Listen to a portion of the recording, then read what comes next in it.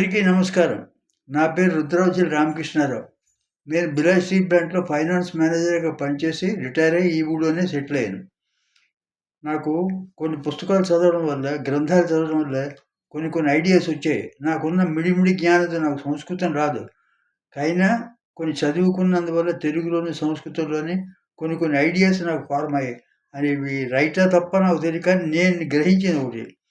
మనం రామాయణం చదివామంటే రామాయణంలో ఏం సారాంశం అంటే ఆఖరిని స్వభావో దురతిక్రమః అంటాడు రావణుడు. అంటే ఒరేయ్! నీ తాలూకా సైన్యంలో అందరూ చనిపోయారు, పిల్లలు చనిపోయారు, లంక ధ్వంసం అయిపోయింది. ఇప్పటికైనా యుద్ధం మానురా అంటే నేను మానను. నాకి భుజాలకి యుద్ధం ఎప్పుడు ఉండాలి. నేను వీరుడిని. అంచేత నేను చేస్తా అంటాడు. లంకంతా కాల్చుకుంటాడు. ఇంకోటేంటంటే మహాభారతం చదివిన తర్వాత తెలుగు మహాభారతం ఆంధ్ర విశ్వవిద్యాలయం తెలుగు యూనివర్సిటీ వారు పబ్లిష్ చేసిన 8 వాల్యూమ్స్‌లో అది చదివిన తర్వాత మనకేం తెలుస్తుందంటే, కాలో హి దురతిక్రమః. కాలం అన్నది దాన్ని ఎవ్వరూ అధిగమించలేరు. ఎలాంటి వాడికైనా, ఎప్పుడైనా, ఎక్కడైనా పట్టివేస్తుంది. కాలాన్ని ఇలా ఉంటుందని ఎవ్వడు గ్రహించలేరు. దానికి ఉదాహరణగా ధర్మరాజు తన తమ్ముడిని, తన భార్యని, తనకి తానుని అందరిని పోగొట్టుకొని అప్పటికి కూడా ఆపలేదు మధ్యలోనే. అలా కంటిన్యూ చేస్తున్నాడు. ఈ స్వభావం ఆ కాలం తాలూకా మహిమ వల్ల గ్రసిస్తుంది, పట్టేస్తుందనమాట. దానివల్ల అంతా తనకి పోయింది. కాలో హి దురతిక్రమః. ఆ కాలం అలాంటిది. మనకి ఈ ఈ యొక్క వర్డ్‌ని పట్టుకొని మనం ప్రాక్టికల్ ఎగ్జాంపుల్స్ తీసుకోవచ్చు. లైఫ్‌లో జరిగే ఎగ్జాంపుల్స్. ఏంటంటే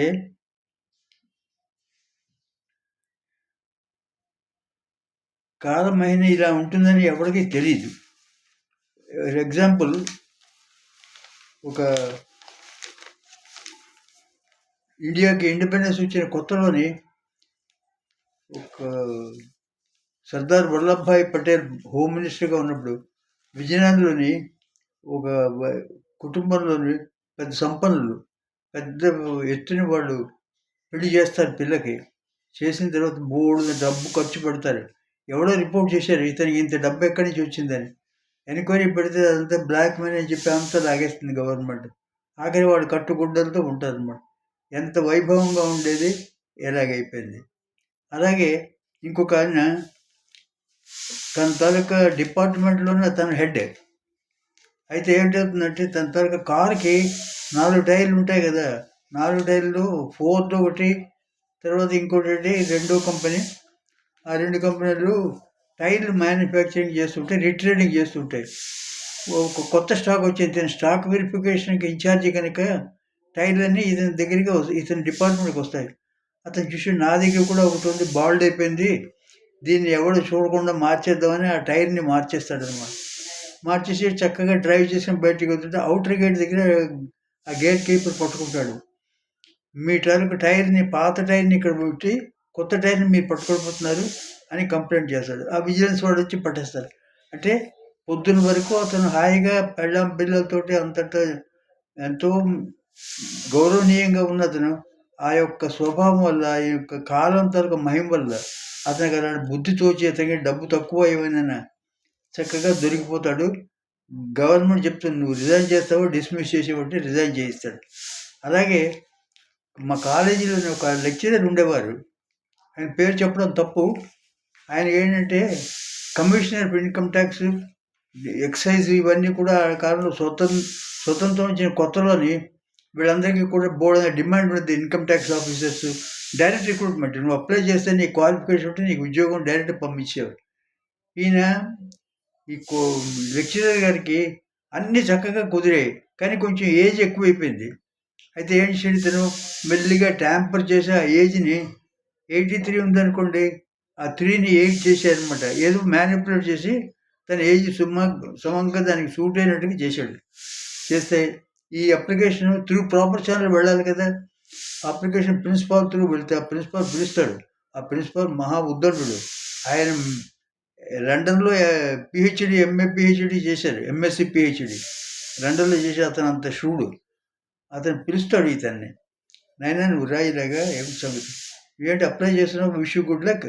కానీ నీదేమిటి నీ అప్లికేషన్ ఈ ఊరు వచ్చి నా డిపార్ట్మెంట్లో జాయిన్ అయినప్పుడు నీ డేట్ ఆఫ్ బర్త్ ఇది ఇచ్చే ఇదిగో చూడు, ఇప్పుడేమిటి ఇది ఇస్తున్నావు, ఈ రెండింటిలో ఏది రైట్ అని అడుగుతాడు. అయితే ఇది రైట్ అంటాడు. అయితే ఇదేమని అంటాడు, ఇది తప్పు అంటాడు.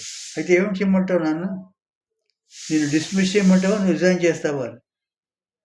మరి ఏం చేస్తావు? ఇంకా ఆల్టర్నేటివ్ ఆ లెక్చరర్ పోస్ట్ వదిలేసుకుని అంతవరకు ఆ వీధిలోనే ఆ ఊళ్ళోనే అతను మంచి పేరు ఉండేది, సౌమ్యుడు, చక్కగా మాట్లాడతాడు, ఆశ లేదు, ఏమీ లేదు.